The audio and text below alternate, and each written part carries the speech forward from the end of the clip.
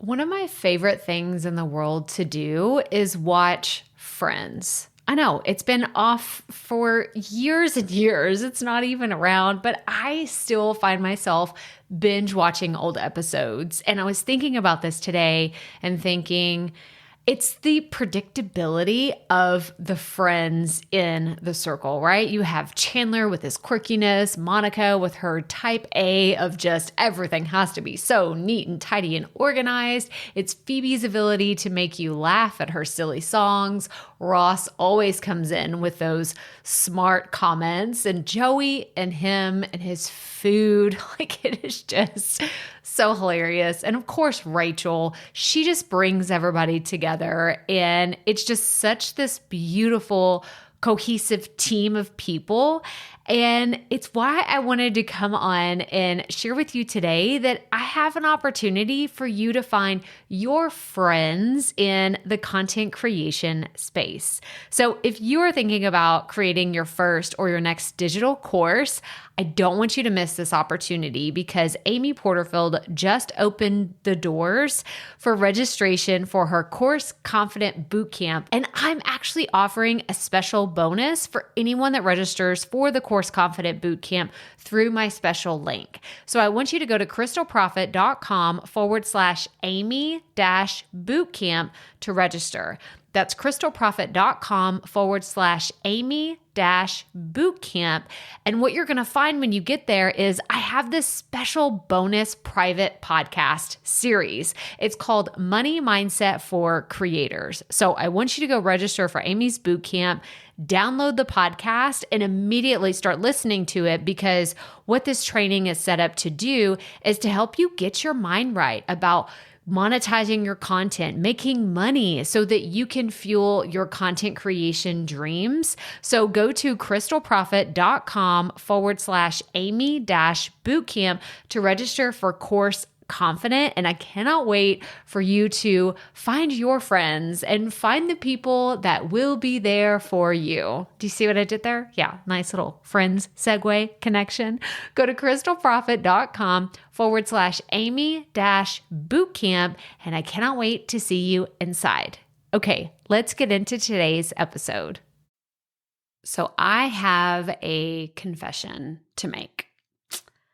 I used to be the worst interrupter there was. And I can say this now because I have learned that this is a skill to not have this bad habit. Or maybe I should say it's not a skill as much as it was me breaking a bad habit that I had of interrupting people.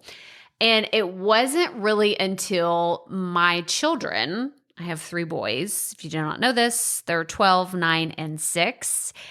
It wasn't until I was fed up to my eyeballs and them interrupting me all the time that I realized, oh, this is how other people feel when I interrupt them. Oh, right? It's that like cringy, oh gosh.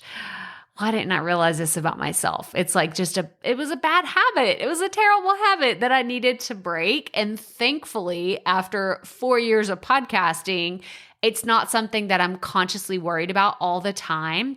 But it is something that if you're like, well, how much is too much? And how much should I be talking whenever I'm doing guest interviews or I'm on a live stream with somebody? Like, what is that balance and dance of how that should work between me and my guest? This is what we're talking about today. So let's get right to it. Welcome to the Profit Podcast, where we teach you how to start, launch, and market your content with confidence. I'm your host, Crystal Profit, and I'm so excited that you're here. Thanks for hanging out with me today, because if you've been trying to figure out the world of content creation, this is the show that will help be your time-saving shortcut. So let's get right to it, shall we? So there's this really cool tool that I use for transcriptions. You probably heard me talk about it. I've mentioned it here a lot. I mentioned it on the YouTube channel, and that is Otter, OTTER.ai. I've used this for, let me think, I think 2 years. I've been using it. I'm trying to think of what else I used before that. I think I tried a few different tools, but that's the one that I kind of settled on. And let's just be really honest. Buzzsprout came out that they have a discount for Otter. And I was like, sign me up, done. So if you're a Buzzsprout user, you can actually go into your resources tab and get a discount on Otter. I think it's the yearly pro plan, something like that. But yeah, it's what I use on a regular basis. But here's the reason why I'm bringing this up. I love the fact that you can open up one of your transcriptions. So after I record a podcast interview or do one of these episodes, I will export it as a WAV file and upload it into Buzzsprout so it airs out like all the fancy things that happen with a typical podcast episode. But then what I will also do is upload it into Otter, and it will tell me how much I'm talking. And what I mean by that is it tells you based on the voice recognition software, it distributes the time that you're talking versus your guest in a percentage, which I love. I love this, because instead of it just being like color coded, like, oh, like here's Crystal's voice, here's the guest voice, like it will actually tell me how much I talked in a number. So it is a measurable thing to ask myself, well, am I talking more or did my guest talk? Because my goal is always for my guest to share their stories, their information, their wisdom, and I'm just kind of guiding the conversation. So I'm looking at episode 329, which was myself and my guest Nissa, and I can see our percentages based here, and she spoke 64% of the time. 64%. And I'm like, oh, thank goodness. Thank goodness. Like, that's fantastic. So that meant I was talking 40% of the time.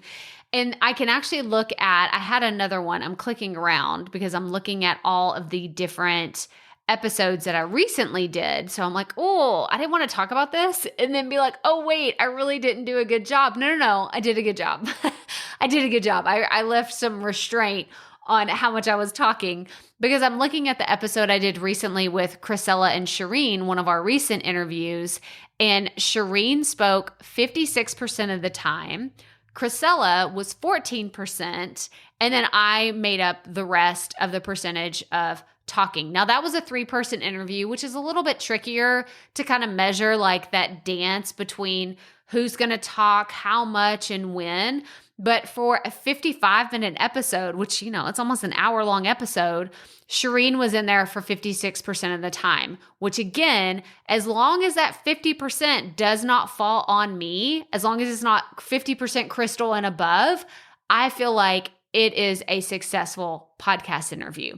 Now, this is for me as the host perspective. I want people sharing. That is what they are there for. So if you feel like, and this is, hang on, I have my notes here. So I want to really bring it on home, because there were a few very key points I wanted to make today.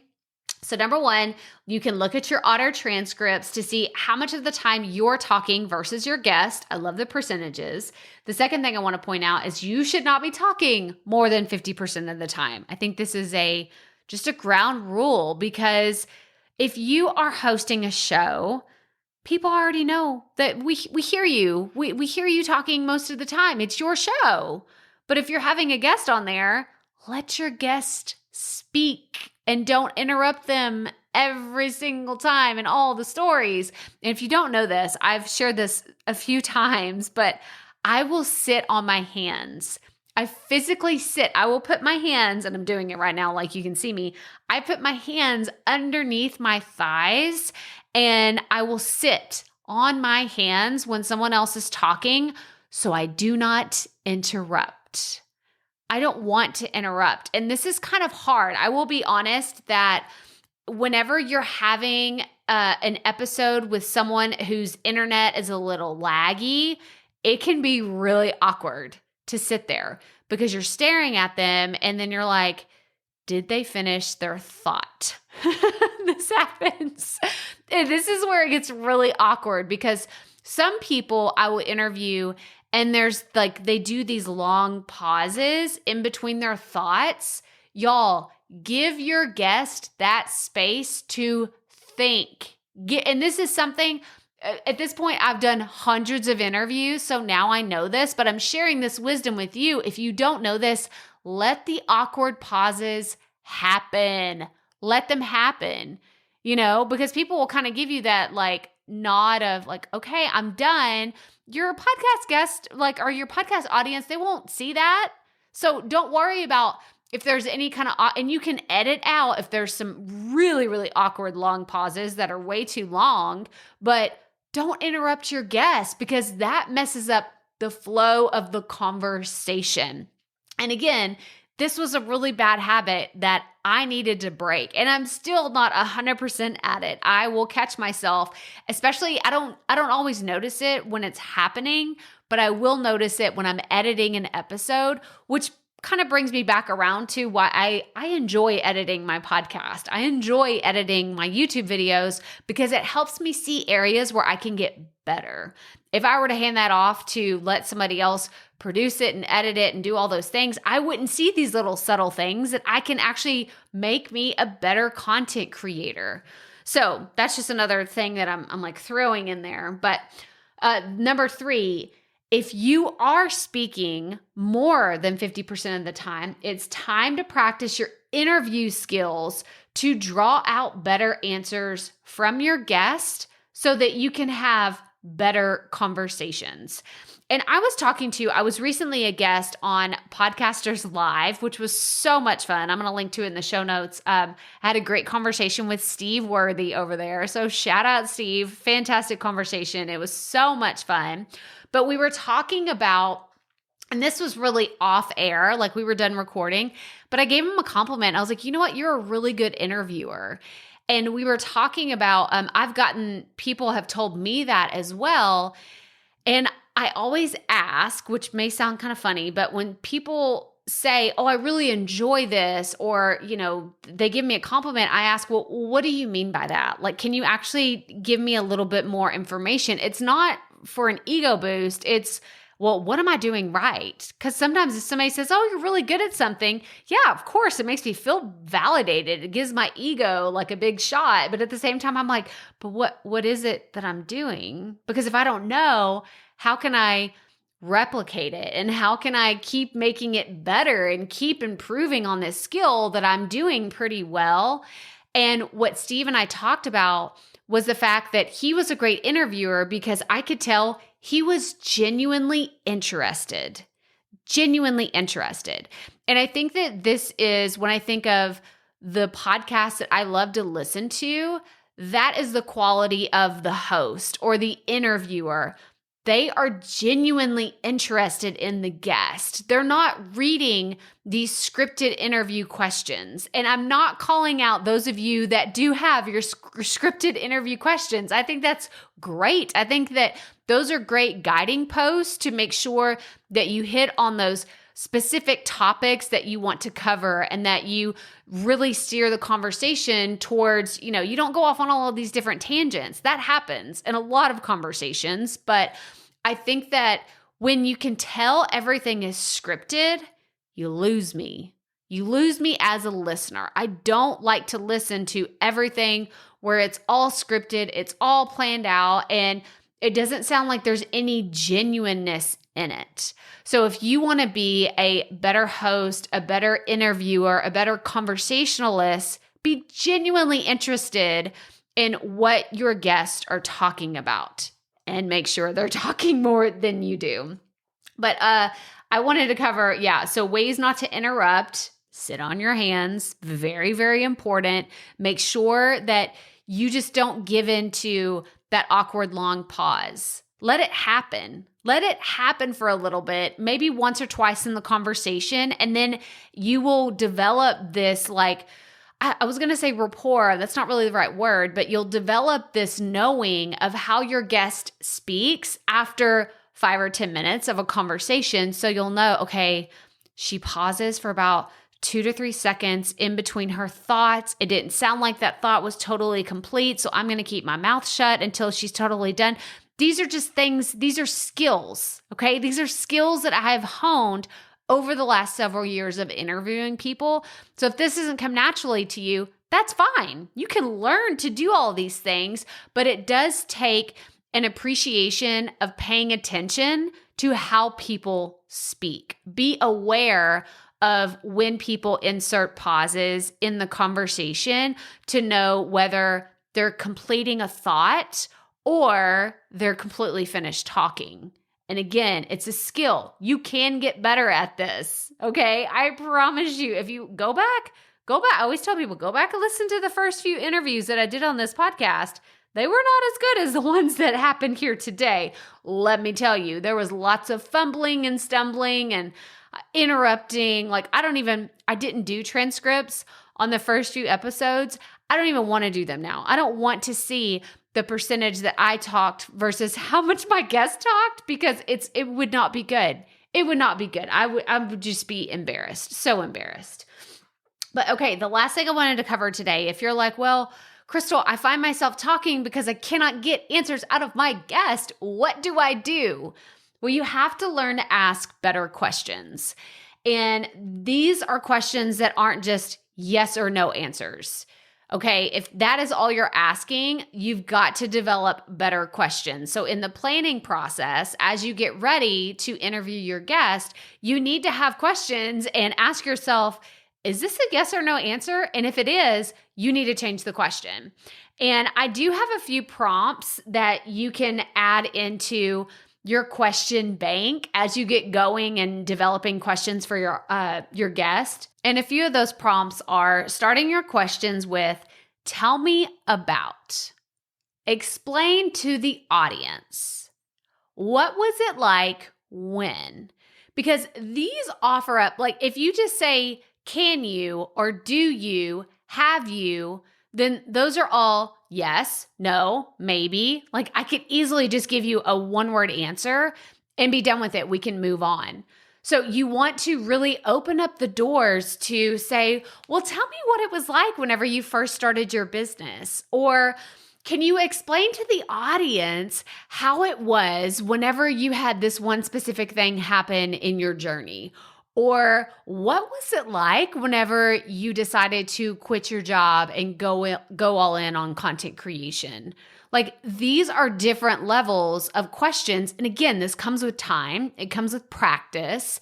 And I think that you can be a better interviewer if you take time to plan these things out ahead of time.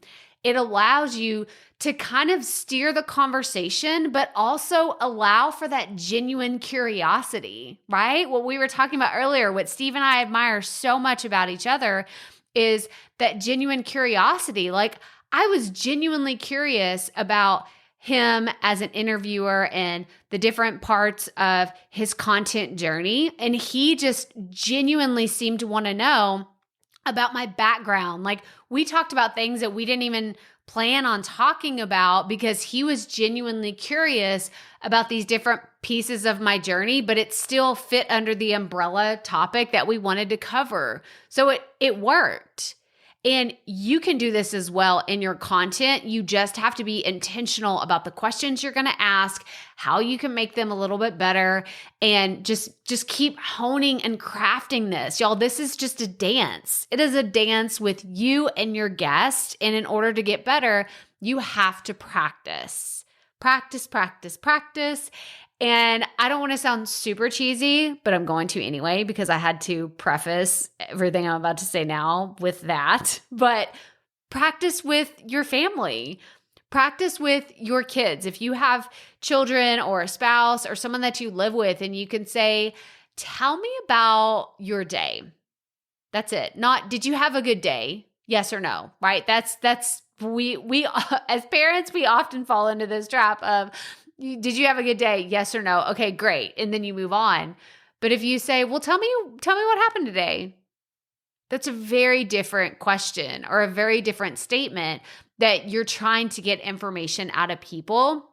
And it really does work. And I actually have a YouTube video that I'm going to link to in the show notes. It's an older video, so don't mind the quality. It's like the quality, when I say that, I'm talking about the video quality. The content quality is still there. It's really good, but the video quality is a little different because it's an older one. But you know what? It's there. It's still helpful.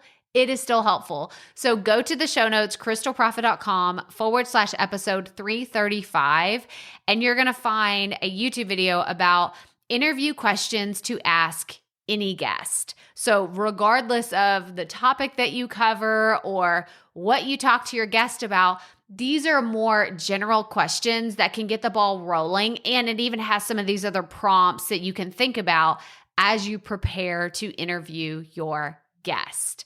So I hope that you found today's episode helpful. Please reach out if you have any other questions about interviewing or you want to hear more content on being a better host, being a better interviewer, or interacting with your guest in new ways.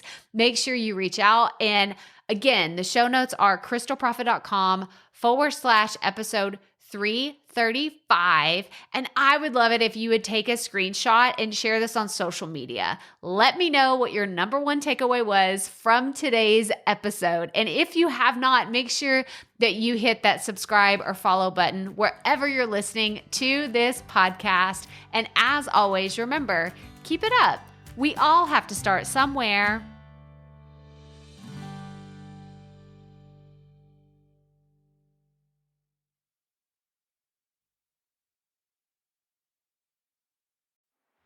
Hey, Profit Podcast listeners. Thanks for sticking around to a little bit after the episode to hear this special message because I want to hear from you. We are starting a new segment called Fan Mail Shoutouts, and I want to hear from you and I want to hear your questions. What do you want to know? What questions have you been dying to ask me? So here's how to make this happen. Go to the app where you're listening to this podcast right now. Go there. I'll wait a second. Okay. Now, once you're there, you're going to see a hyperlink at the top of the episode description that says, send Crystal a text message. And that's all I want you to do. Send me a text. It could be casual, informal. It could be totally anonymous. Or if you want, you can include your name and the name of your podcast or content wherever you are creating, and I will give you a special shout out in an upcoming episode.